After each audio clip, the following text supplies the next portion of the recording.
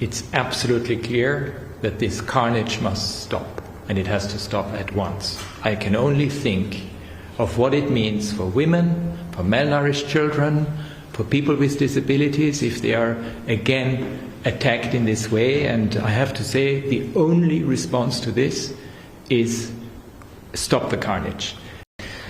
It's also important. The whole world screams for peace. Palestinians, Israelis scream for peace. Everyone wants an end to this. And what we see is a further escalation which is totally and utterly unacceptable. And it is important for the people of Gaza. They cannot sustain yet another intensification of violence and destruction and killings and lack of humanitarian assistance that needs to come in.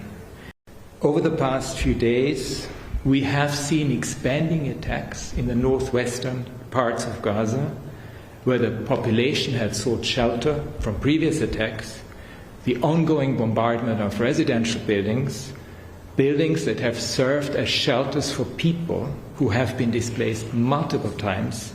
These attacks need to stop. The military repeatedly claim that it is targeting so-called terrorist infrastructure, but that's undefined, and so far we haven't seen any evidence of this. Under the rules of war, an attack may never be targeted at civilians who are not taking part in hostilities. I call on Israel to stop its wanton destruction of Gaza. What we see in front of us is first and foremost the terrible suffering of people of Palestine. Many of them have been multiply displaced. We see the piling up of war crime after war crime, of crime against humanity, and potentially even more. I mean, it's for the court to decide whether it's genocide or not, and we see the evidence mounting.